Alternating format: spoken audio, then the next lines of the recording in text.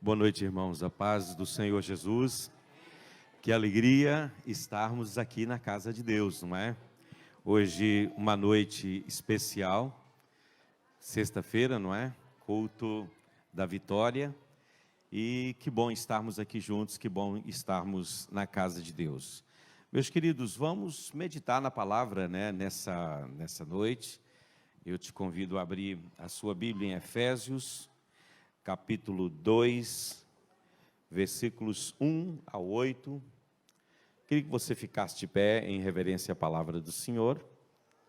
Vamos fazer aqui a leitura da palavra de Deus, né, desses versos aí do capítulo 2 de Efésios até o verso de número 8. Podemos ler até o verso 10, não é? É um capítulo bastante conhecido e Deus tem uma palavra para a gente aqui.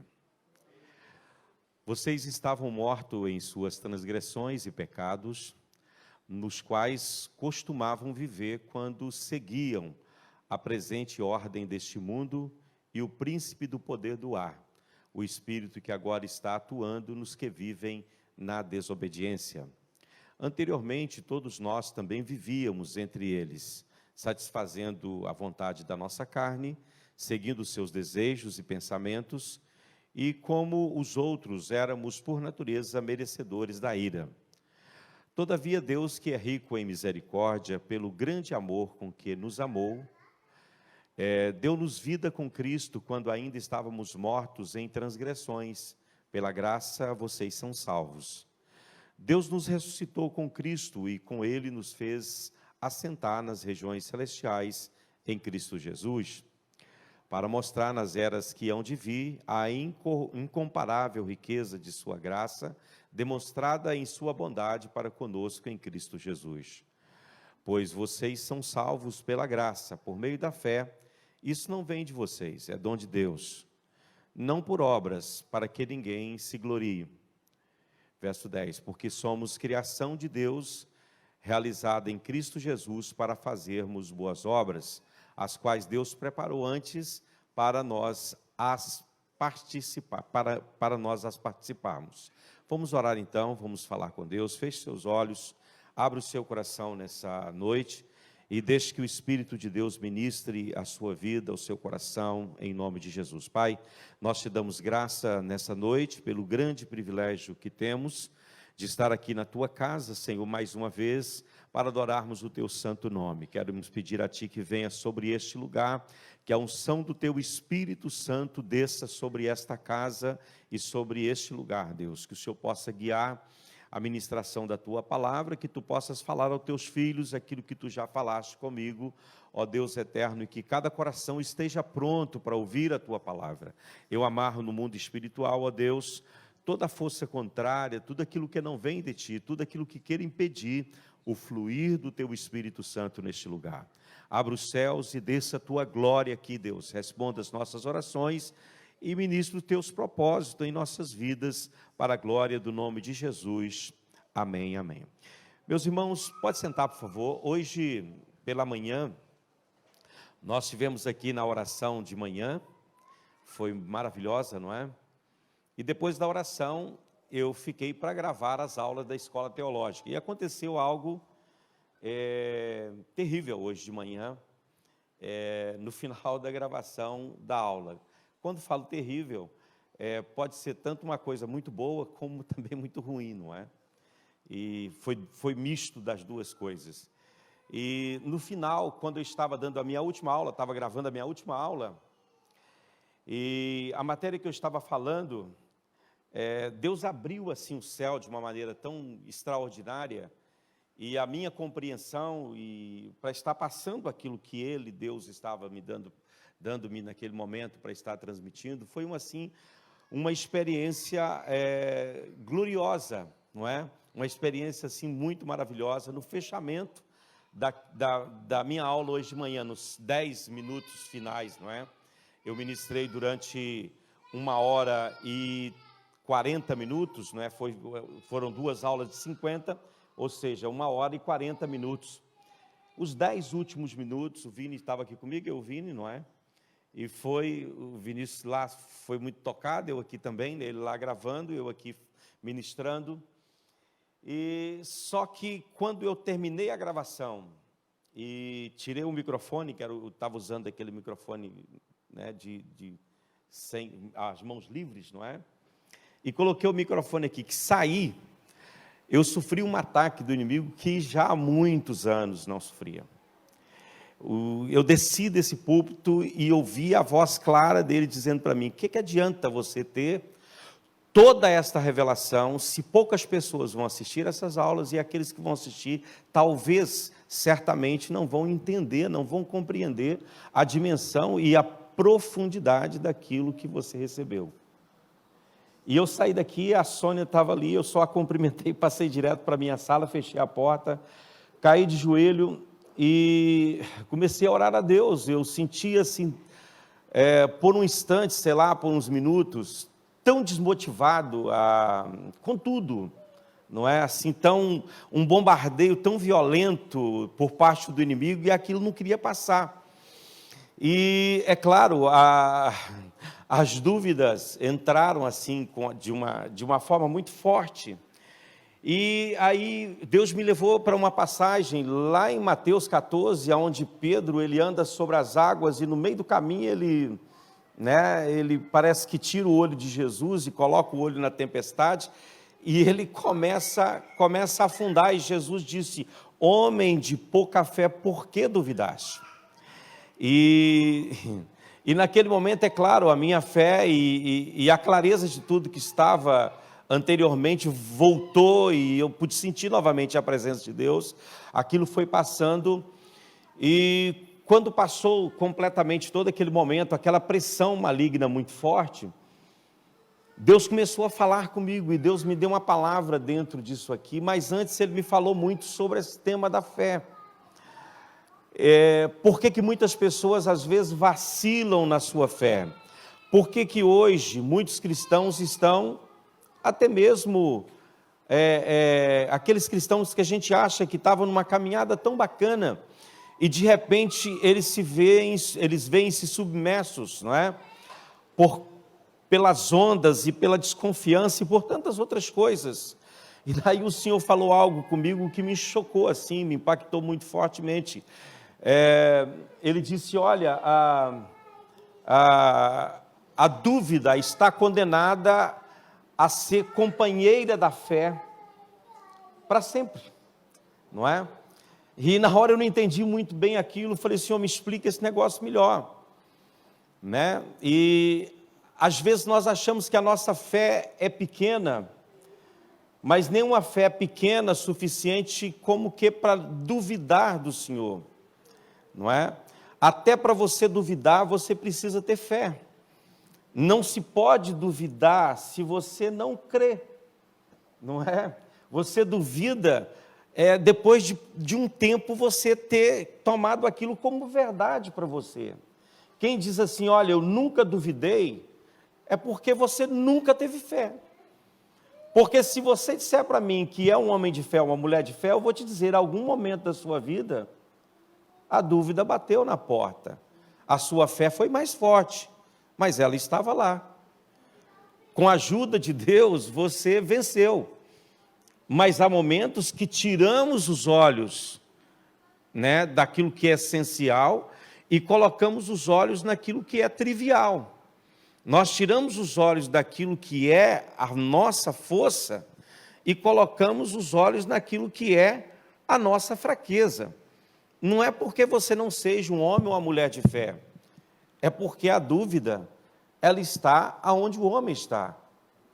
Mas ninguém pode negar a sua experiência de fé, ainda que em momentos de fraqueza você pode olhar para si mesmo e dizer: por quê que eu acabei por duvidar naquele momento, não é?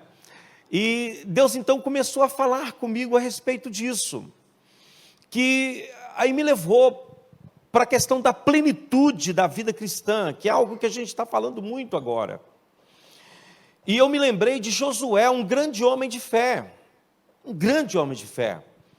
um homem tremendo nas mãos de Deus, um homem que Deus chamou a atenção dele, Josué, seja forte e corajoso, porque assim como eu fui com Moisés, eu serei com você também. Aleluia. E Josué já havia experimentado coisas extraordinárias, não é? Como a travessia do Jordão, a queda dos muros de Jericó, mas diante de Ai, quando Israel perde a batalha para a cidade de Ai, Josué faz uma oração muito, muito interessante. Ele diz para Deus assim: Senhor, não é? Será que a gente não está ambicionando muito? Será que não era melhor para nós voltarmos para o outro lado do Jordão e tomarmos por herança aquela terra que já está lá, já está conquistada? Será que em algum momento nós não ambicionamos assim algo tão extraordinário que é toda essa terra? Senhor, a terra lá do outro lado do Jordão, ela é tão boa quanto essa aqui. E a terra lá é tão grande que cabe a gente lá dentro. Por que a gente não volta para lá? É mais ou menos isso que Josué falou para Deus. Queridos e queridas, aqui nesse texto que nós lemos, no verso 5 e no verso 6, Paulo nos diz que nós que cremos em Jesus, fomos levados da morte para a vida. Você foi transportado, levantado da morte espiritual para a vida espiritual. Ele vai dizer assim: nós que estávamos mortos, coloca para mim o verso 6 e o verso 5 e o verso 6.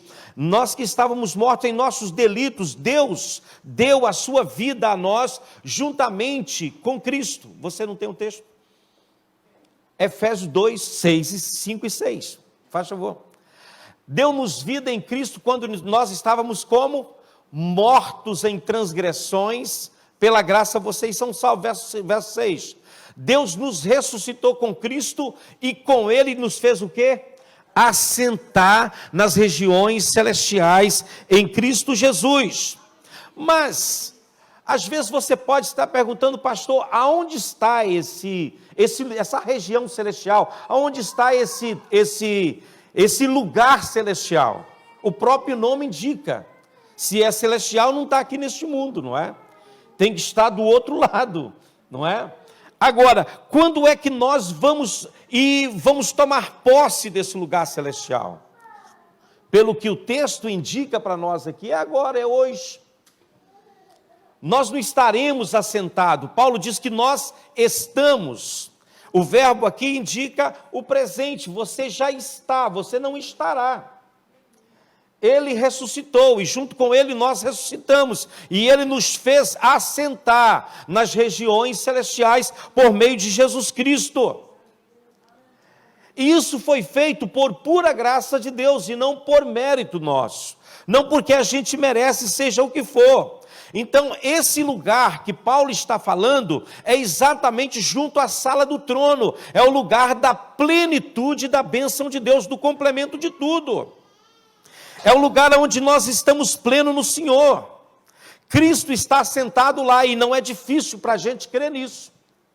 Mas para nós, às vezes, é difícil acreditarmos que assim como Cristo está lá, nós também estamos lá. É ou não é? Não é difícil crermos nisso?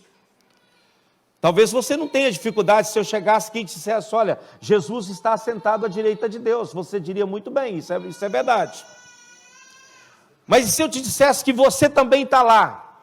Aí você diria: isso não é possível. Não é? O mundo, irmãos, ele tem todo o direito de chamar o crente que declara isso aqui de maluco, porque realmente é um conceito de doidos. E para o crente, o cristão, né, que não vive aí, isso parece uma utopia, isso parece uma coisa que não é real. Alguém viver com os olhos, mente e coração na eternidade. Para quem não vive isso aí, isso é um lugar impossível. Um lugar que só existe na cabeça de alguns malucos por aí. não é? Não precisamos ir muito longe, talvez dentro da igreja, à nossa volta, estejam cheios de cristãos que estão cheios de medo. Medo de perder o emprego, medo de faltar o dinheiro, medo de faltar o pão, medo de avançar para o projeto de Deus, para o propósito de Deus, têm sido freados, né, em cumprir o propósito do Senhor. Estão agarrados no emprego, estão agarrados no dinheiro, estão agarrados numa boa conta bancária, estão agarrados naquilo que pode usufruir, ou naquilo que está palpável nas suas mãos. Mas é uma grande loucura para os homens dizer que alguém pode viver sem se preocupar com isso aí. É algo que está para além da nossa forma de pensar. Muitos dentre os cristãos hoje, eles vivem altos e baixos na sua vida espiritual por conta disso. Não conseguem ter uma vida cristã linear, uma vida cristã perene. Estão sempre em altos e baixos. Há momentos que eles são os homens mais poderosos de fé. E há momentos que eles estão mergulhados na dúvida e no desespero. Algumas coisas começam a faltar e ele já logo se preocupa com o que será de mim. Se cortarem a pensão, se cortarem não sei o quê, se eu for demitido, como é que vai ser? Irmão, vai ser do jeito que é agora. Deus cuidando de você como sempre cuidou em toda a sua existência. Aleluia. Agora, a vida celestial que Paulo fala aqui é diferente disso que a gente vive. A vida celestial que Paulo fala aqui é algo que vai para além disso. Eu quero que você pense nisso nesse momento. Se estamos efetivamente vivendo em Cristo, assentados com Ele, no lugar onde a plenitude de Deus habita, então, como que um crente pode viver escravizado pela carne? Escravizado pelas coisas deste mundo, preocupado como será? E o que vai acontecer? Querido, nós temos uma posição. Eu sempre digo, o nosso problema não é um problema de estrutura, é um problema de posição. A gente não quer ir para onde deveríamos ir. Nós não queremos estar aonde deveríamos estar, aleluia. Por mais triste que seja, essa é a grande realidade da maioria dos cristãos. Agora eu quero te dizer que isso não vai te impedir de entrar no céu, mas vai te impedir de viver a plenitude de Deus aqui na terra. Isso não vai te impedir de adentrar nos portões celestiais, porque isso tem a ver com a sua fé em Cristo, tem a ver com a sua crença em Cristo no que diz respeito à salvação, aquela fé objetiva. Mas eu me refiro a uma fé subjetiva, uma fé que nasce da experiência, de vivermos com Deus e de experimentarmos Deus nos detalhes das nossas vidas, a cada dia, a cada momento. De sabermos que o Deus que cuidou lá atrás é o mesmo que cuida hoje, que cuida agora, que zela por nós agora. Aleluia, bendito seja o nome do Senhor. Mas muitas pessoas no corpo de Cristo hoje, irmãos, não reivindicam ou não se apropriam desta vida, infelizmente. Vivem agarrados naquilo que podem tocar. Se eu sair daqui, como é que vai ser? Se eu abandonar isso aqui, como é que vai ser? Não posso. E Deus te chama nesse momento para viver o sobrenatural. Eu creio que pelo menos 12 pessoas havia naquele barco, quando Pedro desceu do barco e andou sobre as águas. Ele poderia ter atravessado o oceano, ter atravessado o mar da Galileia, andando sobre as águas, isso não seria problema. Quando se crê e quando se olha para Cristo, não tem profundidade, não tem nada que pode levantar-se contra a sua vida. Agora, quando você olha para as circunstâncias, você afoga até num copo d'água. Você morre afogado, você é capaz de ficar submerso na banheira da sua casa, não é? E morrer por lá. Agora, O apóstolo Paulo, ele fala em Efésios, capítulo 1, versículo 19 a 22. Vamos ler esse texto. Efésios, capítulo 1, versículo 19 a 22. E como é grande, e a incomparável grandeza, na minha versão aqui era diferente, e a incomparável grandeza do seu poder para conosco, os que cremos conforme a atuação da sua poderosa força. Próximo verso, por favor, até o 22. Quem manifestou em Cristo, ressuscitando dentre os mortos e pondo-o à sua direita nos céus. Próximo. E acima de todo principado, todo poder, toda potestade, todo domínio e de todo nome que se nomeia, não só neste século, mas também no vindouro. Verso 22. E sujeitou todas as coisas sob os seus pés, e sobre todas as coisas o constituiu como cabeça da igreja. Aleluia! Bendito seja o nome do Senhor. Deus, Ele fez por nós tudo aquilo que era para ser feito. Hoje você não precisa mais correr atrás de nada. A maioria dos cristãos não tem dificuldade em crer que Cristo fez isso por nós e que Ele vive lá. Mas temos dificuldade de saber, de pensar que nós, como crentes, podemos enfrentar e vencer, seja o que for. Seja qual for a circunstância que vier contra nós. Seja qual for a circunstância que vier contra as nossas vidas. O que quero dizer é o seguinte, irmão, você não tem que viver uma vida hoje quente, amanhã fria, hoje lá em cima, amanhã aqui embaixo. Esse não é o programa de Deus para nós. Amém?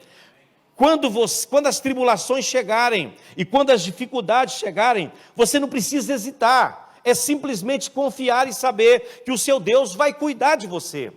Ele vai zelar de você em todos os momentos. Você pode manter intacta a sua intimidade com Jesus, mesmo no meio da tempestade, mesmo no meio da dificuldade, mesmo no meio dos apertos e problemas.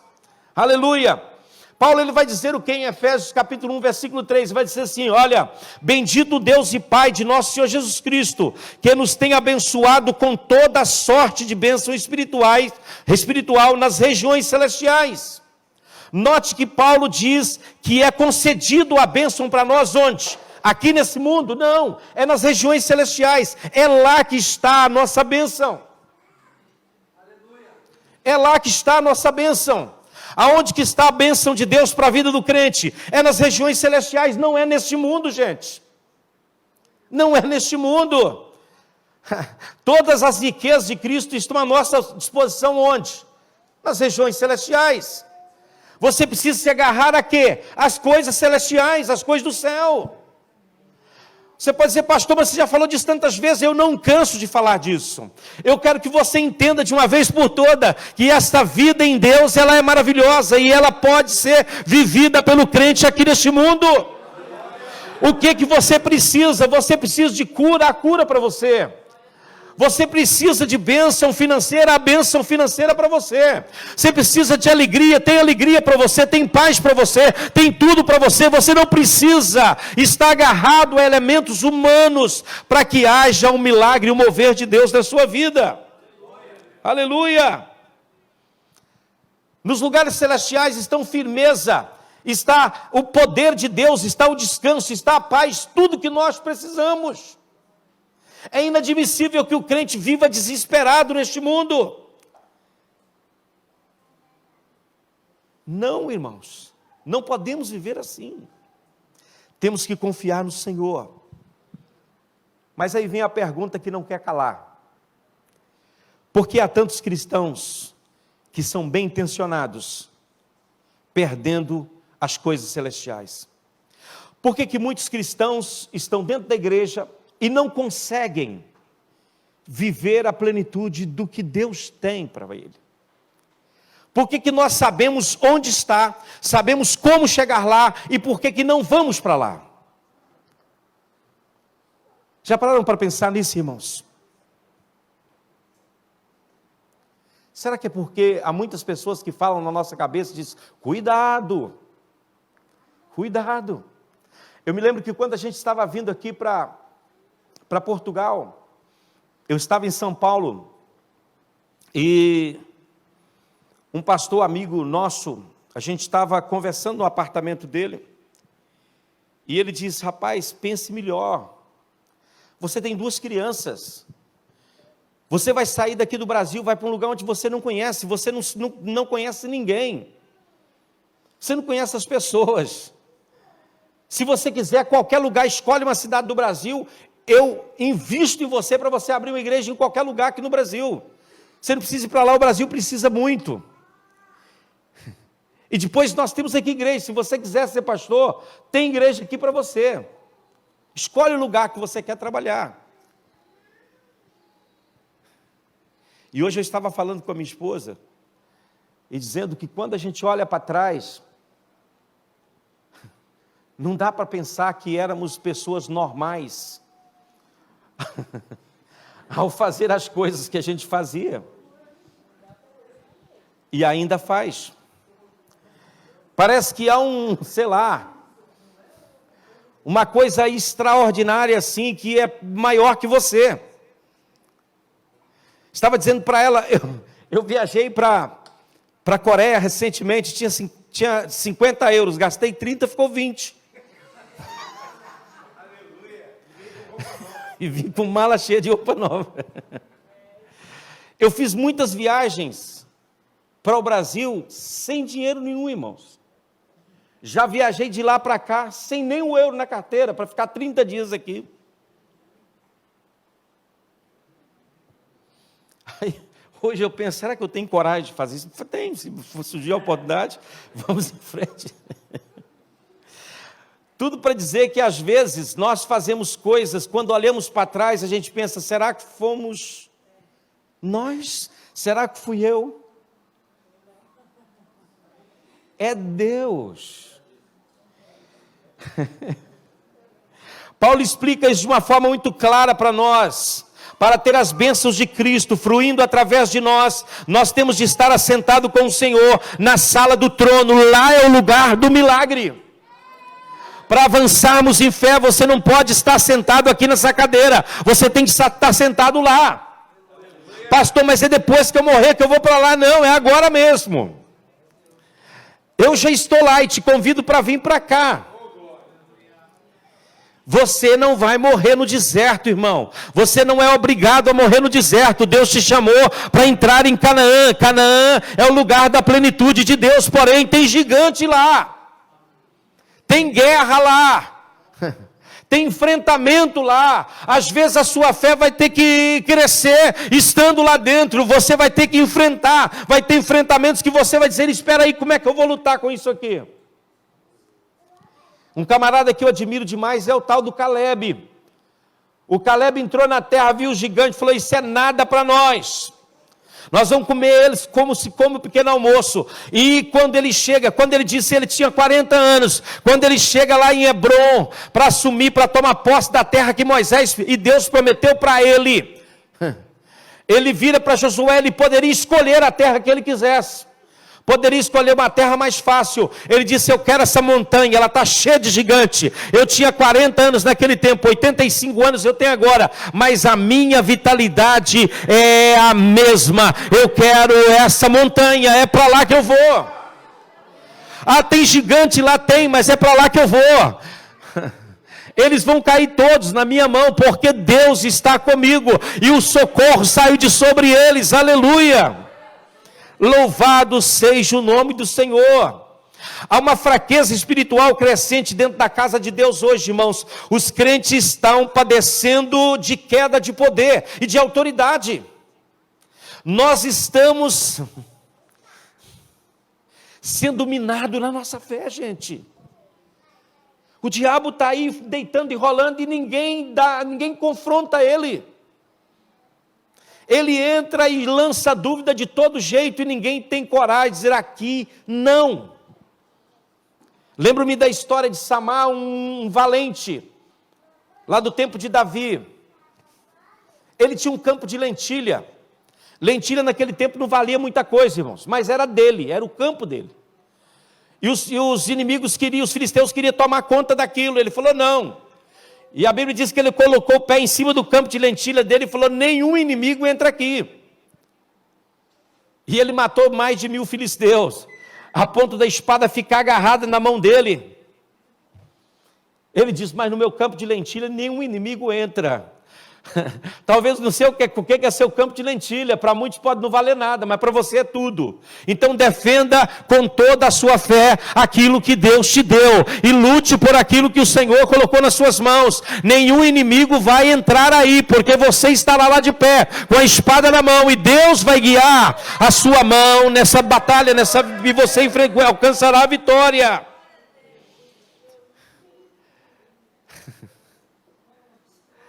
Sabe por que eu vejo um padecimento hoje? Sabe qual é o indicativo para mim que os crentes estão padecendo de fé? É o aumento de terapeutas. O aumento de terapeutas aí, que trata de doenças emocionais. Isso é uma prova que há um sangramento aí que não quer parar de fé, porque as pessoas têm que recorrer a outra pessoa para conseguir vencer os seus próprios medos, quando Deus já te concedeu a bênção e a vitória. Você é do Senhor, irmão, você não é do mundo, você é de Deus, sim ou não? Louvado seja o nome do Senhor. Hoje fazem filas nos consultórios. Eu conheço famílias, e até família de pastor, onde todo mundo tem que ir no terapeuta. Não sou contra, mas a coisa está demais. Alguma coisa está acontecendo, sim ou não? Nós precisamos levantar a cabeça e dizer: peraí, eu sou de Deus. Aleluia, há uma promessa sobre a minha vida. Eu não estou aqui, eu estou nas regiões celestiais. Deus vai me dar a vitória. Esse problema não é nada para Ele. Aleluia, eu estou no lugar onde nada pode me atingir. Pastor, mas isso não existe. Existe, meu irmão. Eu vivo lá. Eu vivo lá. Às vezes Deus faz coisas assim que eu fico olhando. Deus, como é isso? Esse mundo é complicado para viver, irmão. Olha para mim, esse mundo não é para amadores. Esse mundo é muito mau. Eu não quero viver aqui, irmãos, eu quero viver lá. Não é isso que a Bíblia diz: ai daqueles que vivem para a terra, ai daqueles que vivem na terra, ai daqueles que vivem neste mundo. Esse mundo é maligno. A Bíblia diz que o mundo jaz no maligno, e quem vive para as coisas deste mundo vive e tem que enfrentar forças malignas.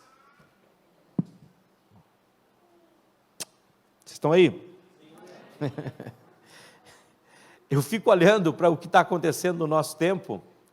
Eu sou muito de ler, gosto de ler muito mensagem dos puritanos, século XVI, século XVII, século XV.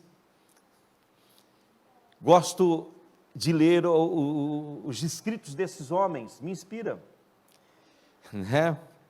Gosto de ler as obras deles. E o que me encanta nisso é que naquele tempo, há 400 anos atrás, há 300 anos atrás, eles já falavam de problemas como tais quais nós estamos vivendo hoje. Eu sei que o mundo piorou bastante de lá para cá, mas o diabo é o mesmo, o adversário é o mesmo, e a estratégia dele é a mesma, não mudou não.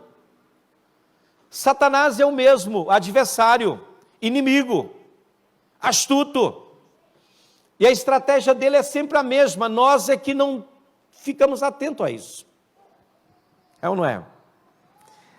A igreja de Cristo, irmãos, precisa. Deus, o Espírito Santo falou muito comigo hoje à tarde, enquanto eu estava orando. Deus falava comigo muito fortemente sobre a igreja precisa de um despertamento. Nós precisamos ser despertados para a fé, irmãos. Nós estamos correndo muito atrás do vento. Nós estamos correndo muito atrás daquilo que perece. Nós estamos como os discípulos que foram na cidade de Samaria, na cidade de Sicá, comprar comida, não é? E eles chegam com a comida e dizem para Jesus: Senhor, come, mestre, come. E Jesus diz assim: olha, eu tenho uma comida para comer, que vocês não compreendem. Aí eles perguntaram, será que alguém já trouxe comida para ele? Aí ele fala, não, a minha comida é fazer a vontade do meu Pai e executar a sua obra. Por isso eu vos digo, trabalhar pela comida que permanece, não pela que perece. Isso é maravilhoso. Quando eu falo de despertamento, irmãos, eu estou falando de uma operação que Deus está para desencadear no meio da igreja. Um poder que Paulo chama de um poder semelhante àquele que fez Jesus ressuscitar, que tirou Jesus da sepultura. Eu estava lendo o livro de Efésios e me deparei com o capítulo 4 de Efésios. E hoje de manhã eu estava lendo, na oração da manhã lemos o capítulo 4 de Efésios. E eu confesso que há passagens ali que eu não entendo. E às vezes algumas passagens que eu não entendo, eu pulo elas, sabe? Para me voltar lá mais tarde. E há ali algo extraordinário no capítulo 4, quando fala que Jesus, subindo ao alto, ele levou cativo o cativeiro e distribuiu dons para os homens. Aí vai dizer que aquele que subiu, aquele que desceu é o mesmo que subiu.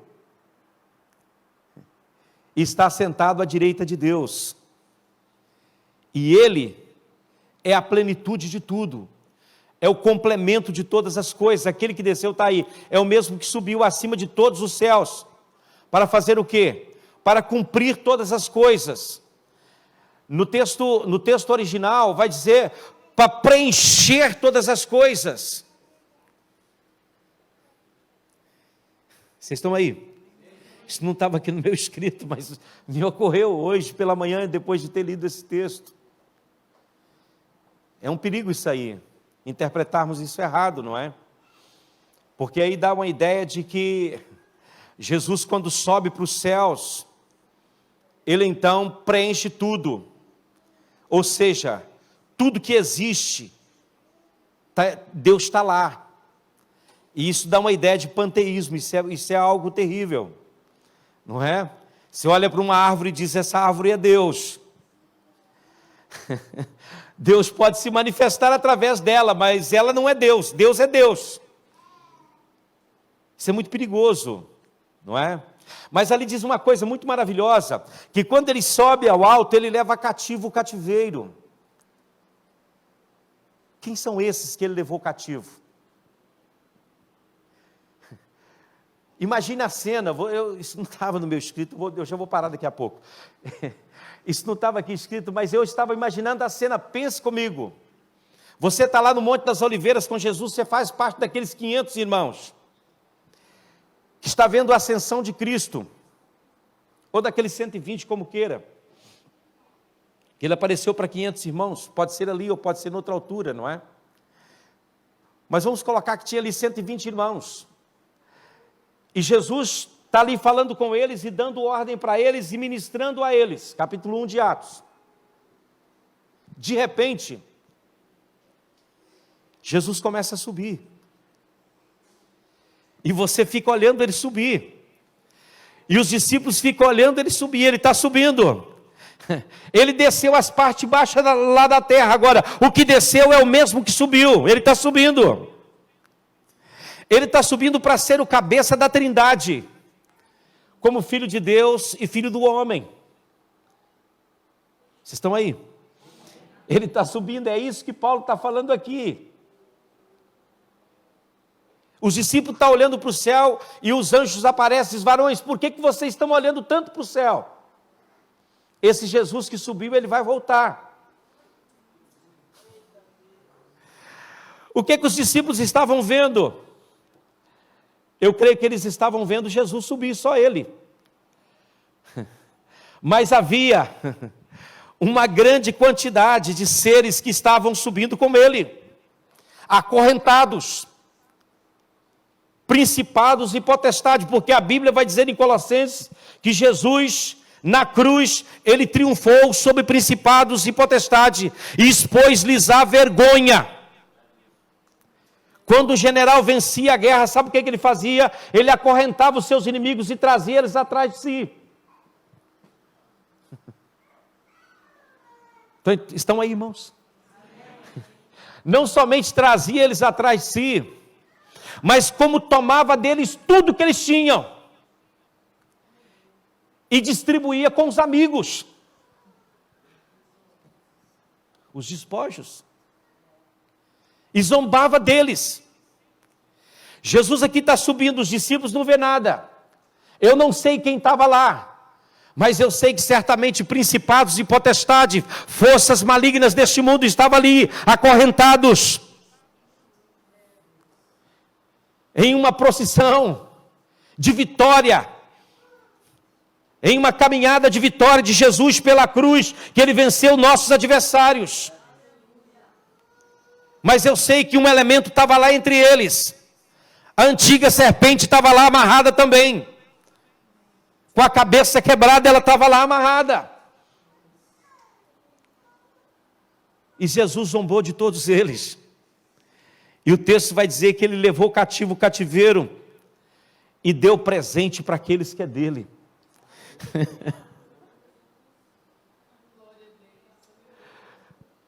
Meu irmão, minha irmã, você é chamado para entrar na própria presença de Deus, onde nem principado, e nem potestade, nem força maligna pode chegar lá.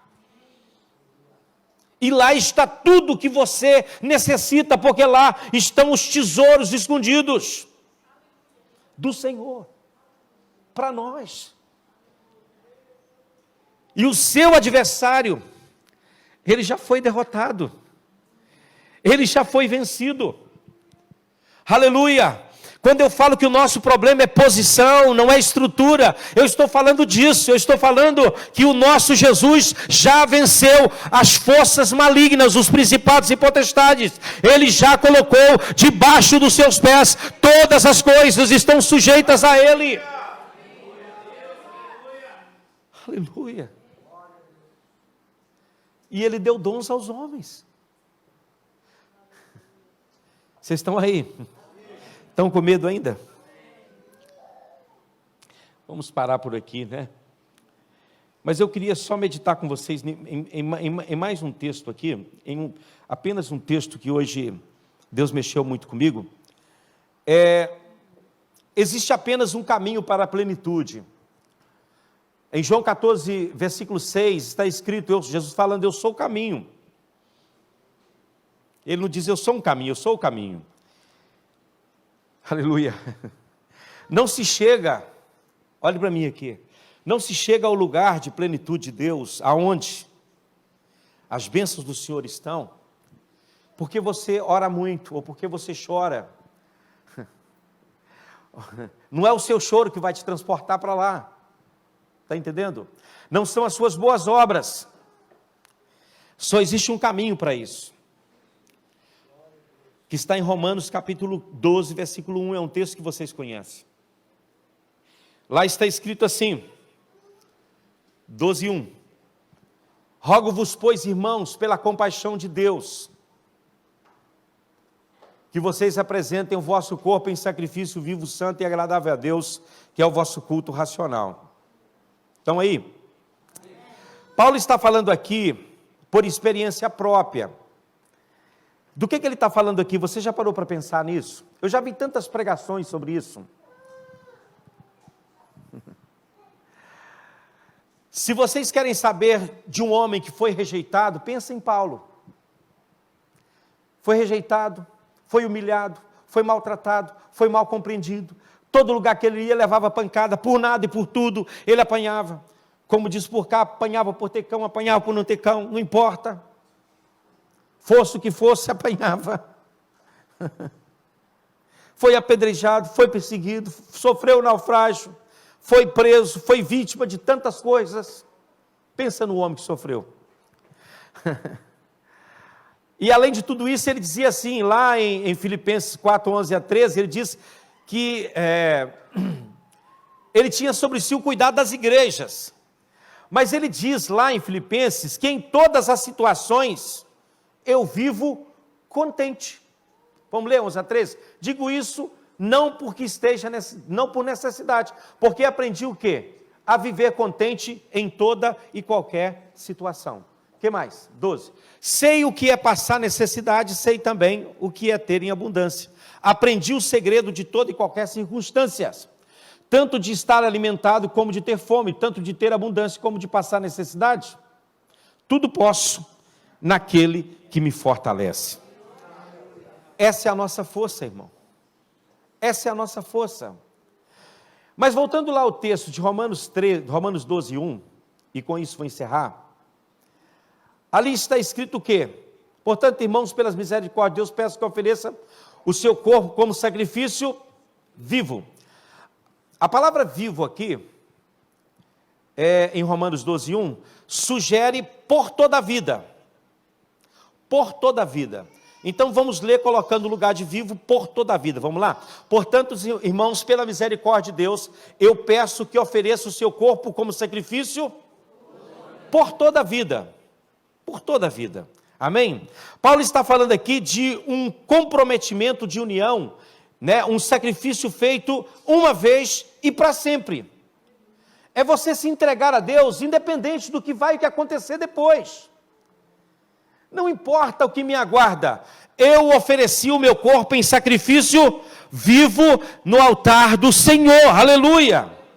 Contudo, vale lembrar, é sempre bom lembrar, que esse sacrifício aqui, não é um sacrifício para salvação, porque para salvação é só o de Cristo. Vocês estão aí? Não é o sacrifício para limpar você dos seus pecados, não é isso não, ok? Mas é o sacrifício da entrega do seu eu diante de Deus. É quando você pega a sua vontade e coloca ela no altar de Deus. E diz: Senhor, não sou eu mais. É o Senhor que vai viver em mim. Você tem coragem de fazer isso? Tem, irmãos? Aleluia. Esse tipo de entrega e de sacrifício que Paulo está falando aqui, é do tipo no qual Deus tem grande prazer. Por quê? Porque ele envolve o coração do crente. Talvez você esteja na igreja, mas não entregou-se ainda a Deus. Não entregou de verdade a Deus. Já parou para pensar nisso?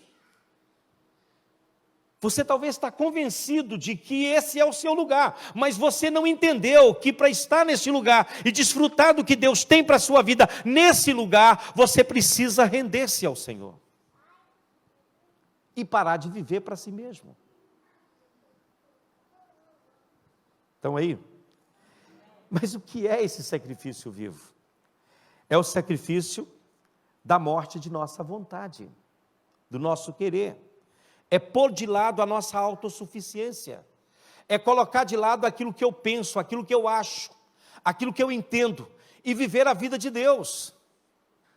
Senhor, é para onde que tu queres que eu vá? Não importa, eu irei. O que tu queres que eu faça? Não importa, eu farei. Amém? Isso não é maravilhoso? O texto aqui, apresentai os vossos corpos, está dizendo basicamente, chegue-se a Deus, aproxime-se dEle, entre na presença dEle. Isso significa nos aproximar de Deus com o propósito de ofertar-nos por inteiro a Ele. Pegar a sua empresa e colocar na mão dEle, dizer: Deus, esta empresa não é minha, é tua. Então cuida dela. Esse filho aqui que o Senhor me deu, não é meu, Senhor. Eu não vou dizer para ele para onde ele deve ir. É o Senhor que vai dirigir a vida dele. Está aqui o meu menino. Está aqui a minha menina. Aleluia. É viver a vontade de Deus. Porque enquanto você viver aquilo que você pensa, você vai viver sempre em provação e em dificuldade. Você vai ser provado pela sua própria incapacidade de se render a Deus, de dizer para Deus: Senhor, toma o que eu sou e quero, e faça em mim a sua vontade. Está aqui todos os meus sonhos e projetos, todos, eu pego eles e coloco diante de ti. Faça o que tu queres. E deixe Deus trabalhar nisso aí, irmão. Vamos ficar de pé. E eu te digo de coração, que Deus vai encher você da sua plenitude. Você vai experimentar coisas que você nunca viveu. Você vai viver experiências extraordinárias com Deus. Mas isso não é fácil. Porque a gente quer ter o controle, é ou não é? Nós queremos controlar as coisas. Nós queremos estar acima. Depender de Deus é bom, mas não é fácil. Viver pela fé é maravilhoso, mas não é fácil. Há dias em que você vai olhar para a direita e para a esquerda e vai dizer: e aí? De onde vai vir o socorro para mim? Amém? Todos nós, os crentes, somos chamados para participar disso. É algo que o escritor aos Hebreus, no capítulo 2, versículo 10, fala. Porque convinha que Deus, por causa de quem e por meio de quem todas as coisas existem, conduzindo muitos filhos à glória, aperfeiçoar-se por meio de quê? Do sofrimento, o autor da salvação deles. Glória a Deus. Deus nos chama para vivermos a glória, irmãos. Para vivermos a sua glória.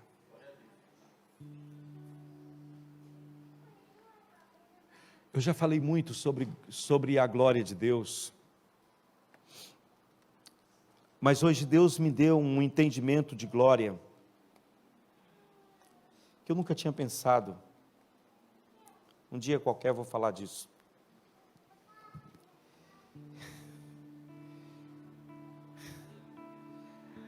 É o sonho do meu coração, é estar debaixo da nuvem, da Shekinah, da presença de Deus.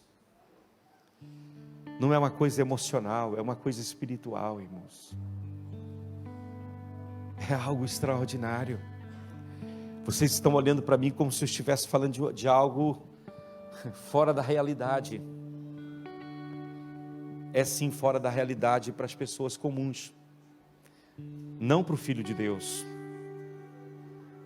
Você, como filho de Deus, você foi chamado para viver experiências extraordinárias com Deus.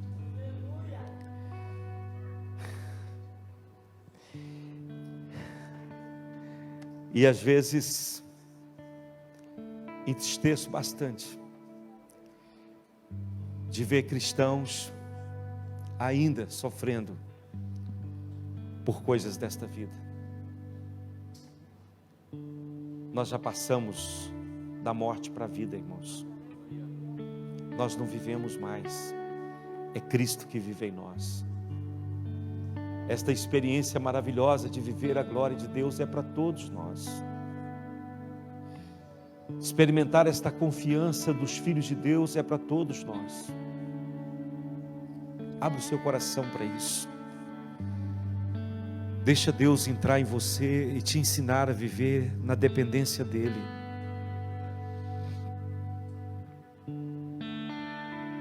Pare de sofrer, irmão. Pare de chorar. Em nome de Jesus. Em nome de Jesus, entenda o que Deus quer na sua vida.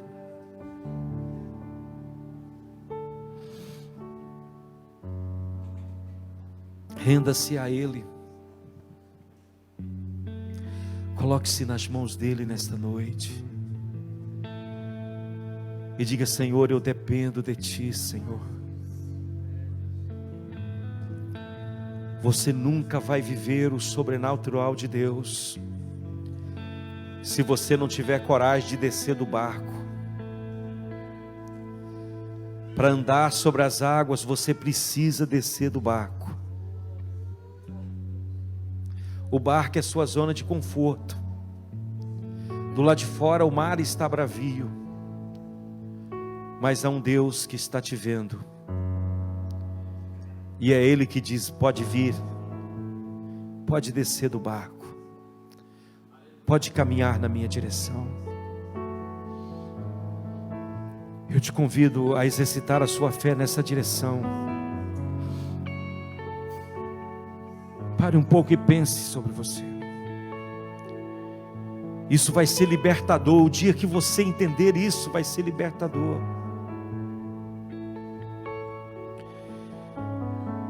Alabaixo e andecomanai. Aleluia. Vai sair um fardo sobre os seus ombros nesse dia.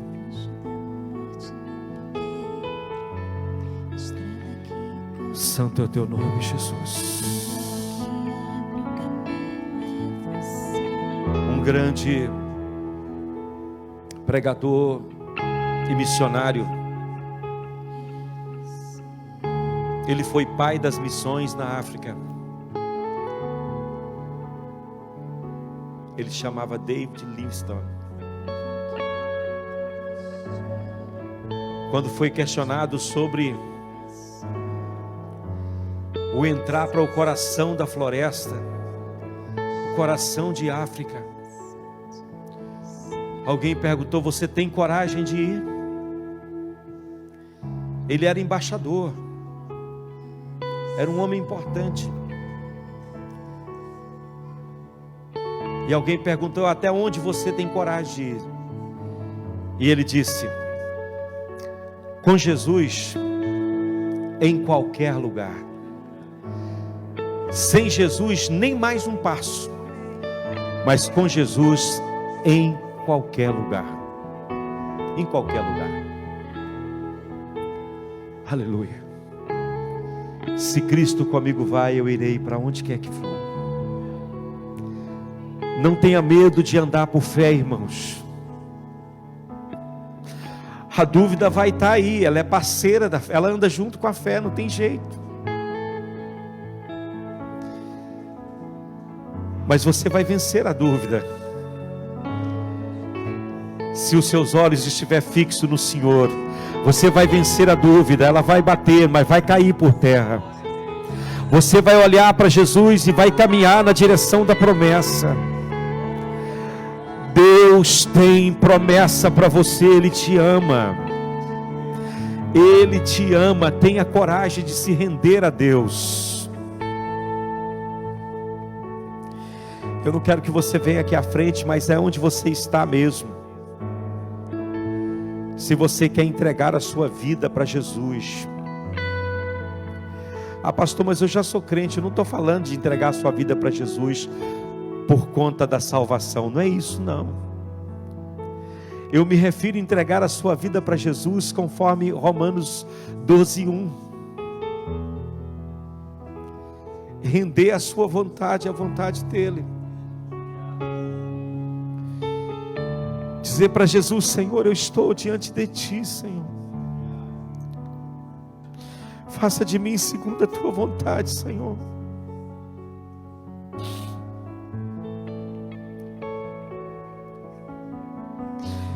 Aleluia. Se você tem coragem de fazer isso nessa noite, o sacrifício vivo é sacrifício por toda a sua vida. Você vai viver para Ele, dependendo dEle, confiando nele e abrindo seus olhos e olhando para Ele, apenas para Ele. Senhor, eu entro diante da Tua presença nesta noite, Deus, e eu entro diante da Tua presença por esta congregação, por esses irmãos que aqui estão e por aqueles que nos assistiram nas suas casas.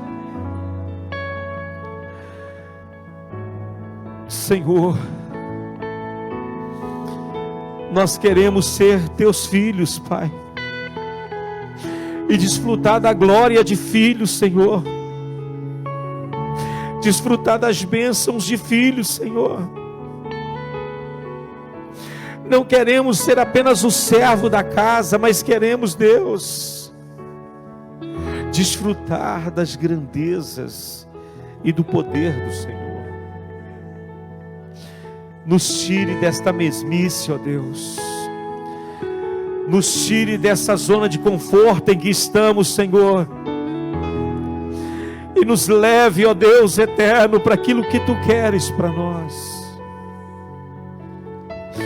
Nos abra os olhos, Deus, abra os nossos olhos espirituais. Nos ajude a tirar os olhos daquilo que é passageiro e colocar os olhos naquilo que é eterno, Deus. Me ensina a ver a Ti, Jesus, em meio às lutas, Pai.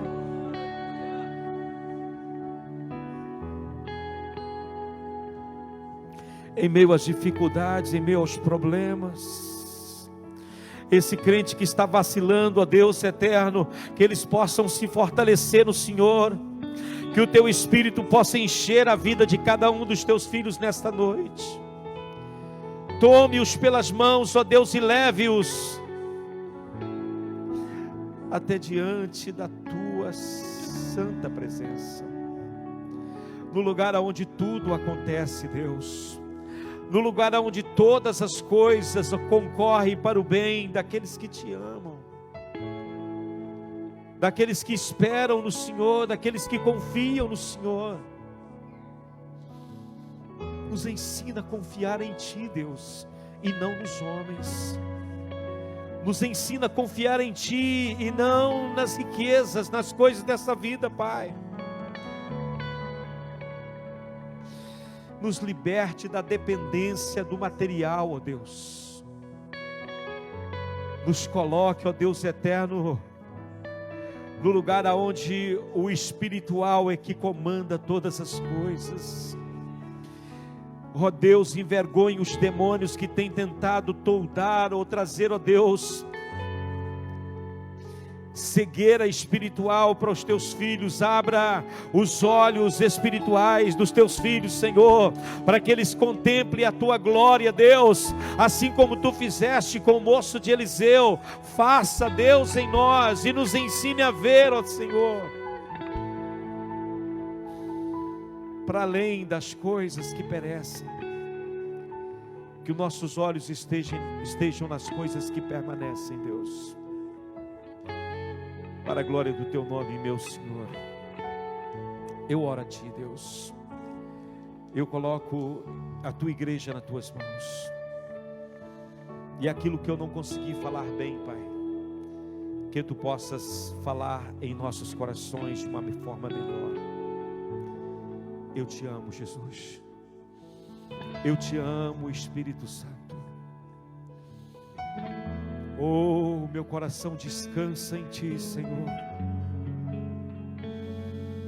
O meu coração descansa em Ti, Senhor.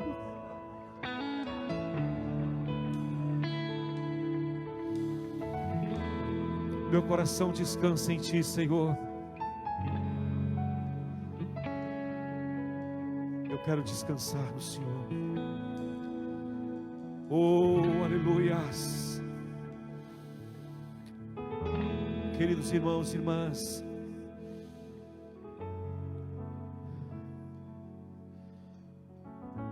deixa eu dizer uma pequena coisa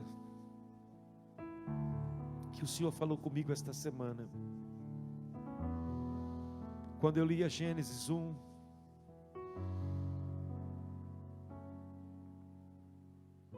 e nós achamos, quando lemos sobre a criação, que o sexto dia foi o fim de todas as coisas. Foi o último dia. Mas na verdade o Senhor mostrava-me que o último dia foi o sétimo dia. Tudo que Deus criou foi bom. O homem foi muito bom. Mas a Bíblia diz que Deus abençoou o dia 7º. Foi o dia que Ele abençoou. E Ele deixou isso como estatuto perpétuo. Israel tomou isso como um dia da semana.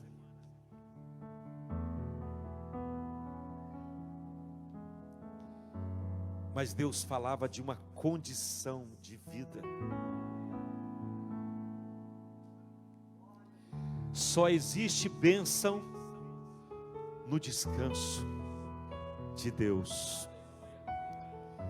Você quer saber aonde está a bênção de Deus? Está no descanso.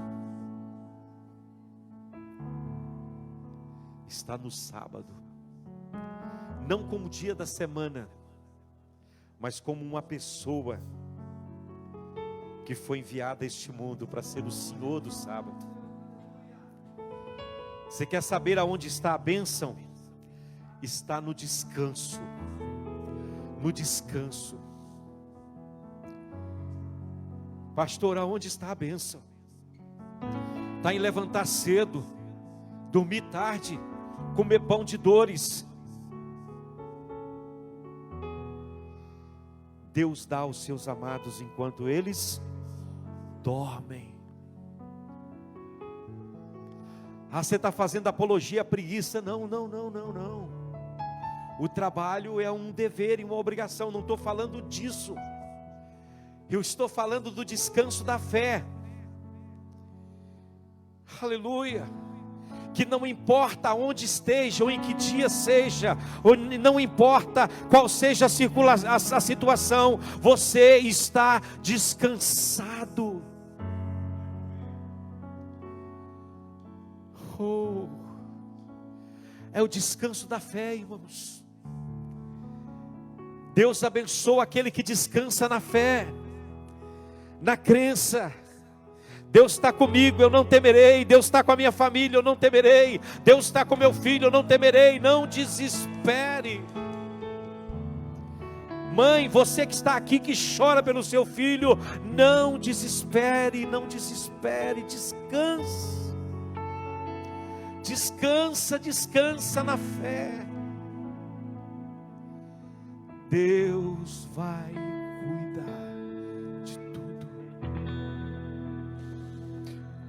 Quando eu li isso, eu fui abençoado por esta palavra.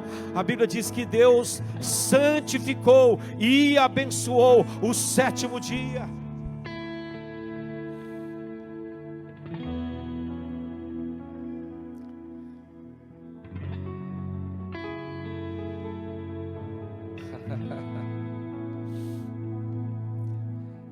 No descanso que está a bênção, irmão.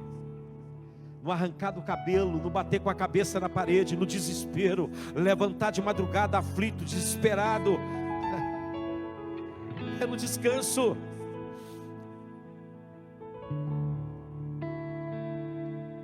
É no descanso. É no descanso da fé. Aleluia. Ninguém está vendo, mas você está vendo. Ninguém contempla, mas você está contemplando. Aleluia. Você está no descanso da fé.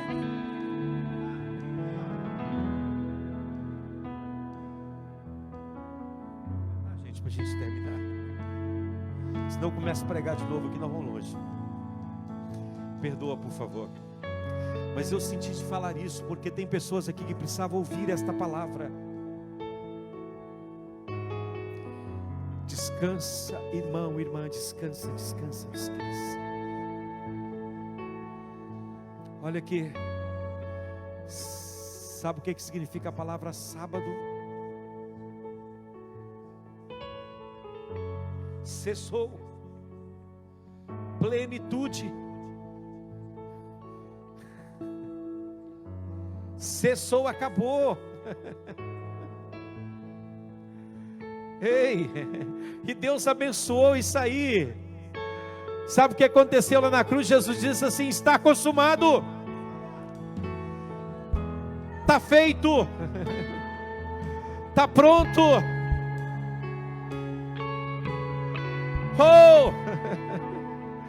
O escritor aos Hebreus vai dizer: nos convinha um sumo sacerdote assim. É adequado, encaixa na gente. Aí começa a dar os adjetivos, os atributos dele: perfeito, incontaminável.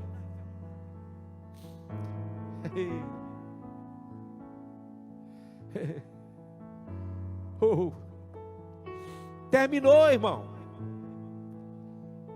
Vocês estão aí? Cessou. Está feito. Eita glória. Você não está vendo não, mas Deus já fez. Seus olhos não podem ver, mas Deus já fez. Sua mão não pode tocar, mas Deus já fez. Ainda não chegou até você, mas Deus já fez. Aleluia, está feito. Receba. Receba em nome de Jesus. Receba essa bênção. Receba no nome do Senhor Jesus, na sua vida, na sua casa. Receba isso para você, tome posse disso. Eu falo como profeta de Deus: receba isso e pare de sofrer. Receba isso e viva a dimensão do Espírito, aleluia. Faça como Joquebede, forre o cestinho, bota Moisés lá dentro. Deus está cuidando de cada detalhe. Ele vai conduzir a perigos, a crocodilos, a água. Há muita coisa que pode acontecer, mas há a mão de Deus guiando cada detalhe da sua vida. Aleluia, você é de Deus. Você é de Deus, está feito, irmão.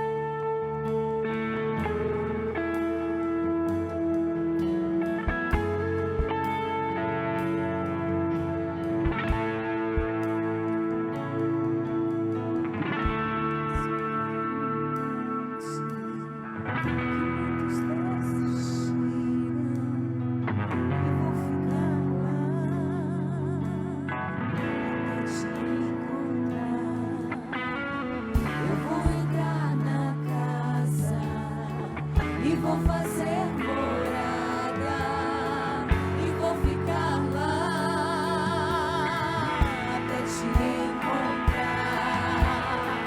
Eu vou subir um monte que muitos desistirão e vou ficar lá até te encontrar. Eu vou entrar na casa e vou fazer morada e vou ficar lá até te encontrar.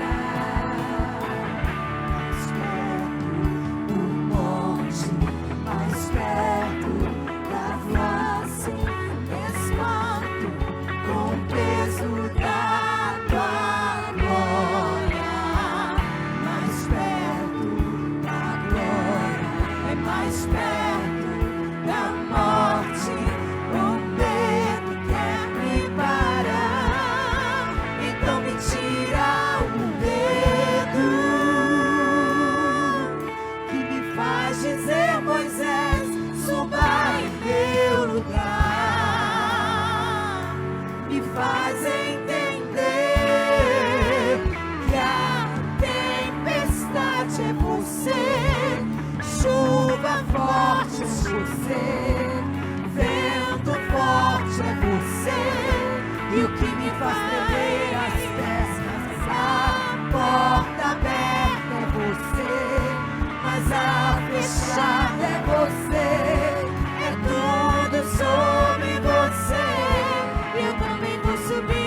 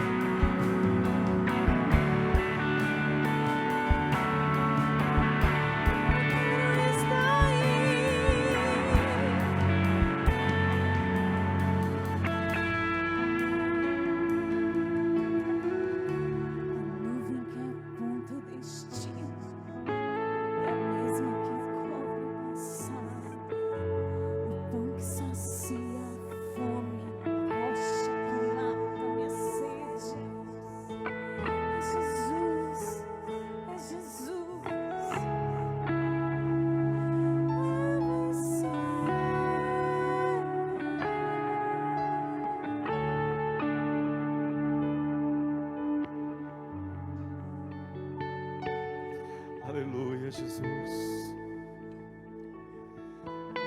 Que Deus nos ajude, irmãos. Vamos encerrar.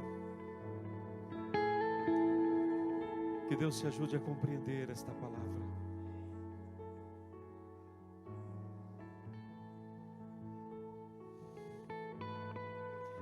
Eu dei para você aqui o caminho para Canaã,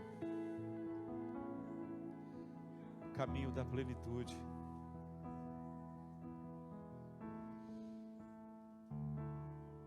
Só isso. Espero que você não fique preguiçoso, porque o capítulo 6 de Hebreus fala da preguiça, né? 5 também fala. E às vezes a gente acha, a gente fica aí preguiçoso, não queremos avançar, né? Queridos, vamos para casa. Vamos para casa.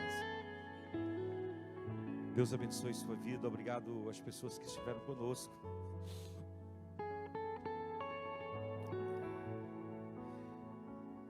Vocês não sabem o desejo que está no meu coração de ver vocês aí.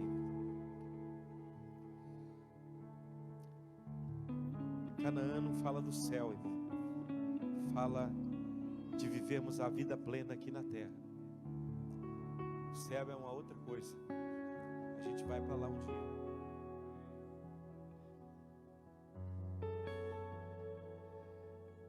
Mas que delícia desfrutar do céu aqui na terra, não é? Que delícia é viver o céu na terra. Vamos para casa. Domingo, o pastor Hélio já falou, temos Santa Ceia. Aleluia. De manhã e à noite. Glória a Deus.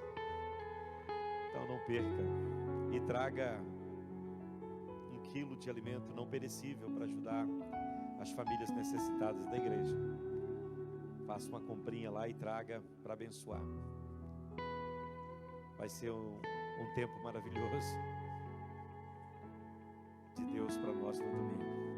Vamos para casa, minha gente. Vamos agradecer a Deus por tudo que Ele nos fez. Vamos orar pelos nossos irmãos que estão viajando de férias, os que não puderam estar aqui. E eu quero pedir a vocês que orem pela unidade da igreja, irmãos. O diabo tem batalhado muito para dividir o corpo de Cristo. Ore pela unidade da igreja, para que Deus tire todo o espírito de confusão, de divisão do nosso meio.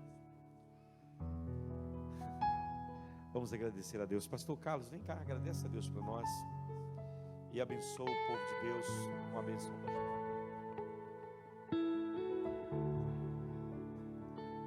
Paz do Senhor, irmãos. Tenho vontade de ouvir mais um pouco. Graças a Deus. Amado Senhor, nós vamos embora muito felizes, satisfeitos com a sua palavra. Bem profetizou o profeta Jeremias: terra, terra, ó terra, ouve a palavra do Senhor. Bem disse o Senhor Jesus: as palavras que eu vos digo é espírito e vida. E é o que nós recebemos aqui, Senhor.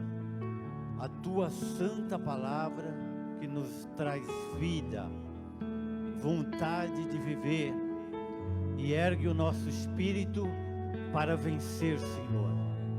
Vencer. E é isso que nós vamos conseguir. A vitória pela sua santa e gloriosa palavra, que nós venhamos aqui todas as noites a ouvir. E graças te damos porque o Senhor tem falado neste lugar. E todas as vezes que nós entramos aqui, não saímos da mesma forma. E o responsável disso é o Senhor, que sempre fala nos nossos corações e nos nossos ouvidos. Esperamos que esta palavra se aloje no nosso coração, para que vivamos a tua vitória, Senhor. Abençoa a tua igreja, que todos estejam unidos em ti, numa só fé, numa só amor. Abençoa, Senhor, os novos convertidos, aqueles que estão enfermos, os ministros desta casa, os obreiros, os pregadores, todos quantos subirem aqui, Senhor, que o Senhor coloque a sua santa palavra em suas bocas, para a sua igreja sempre sair edificada, como está sendo hoje. Abençoa os músicos a cada dia, Senhor Deus, os necessitados, os que estão chegando agora, estão provando desta água, que o Senhor mostre para eles que eles estão no caminho certo. Dai-nos o dia de amanhã conforme a sua vontade, Senhor, um dia abençoado, cheio de vitória no nome de Jesus. É o que nós te pedimos, Senhor. Despede a tua igreja na paz, Senhor, no nome de Jesus. E que o amor de Deus, a graça de nosso Senhor e Salvador Jesus Cristo, a comunhão e a consolação do Espírito Santo seja com todo o povo de Deus, hoje e para sempre. Todos digam: Maranata. Glória a Deus. Está terminado.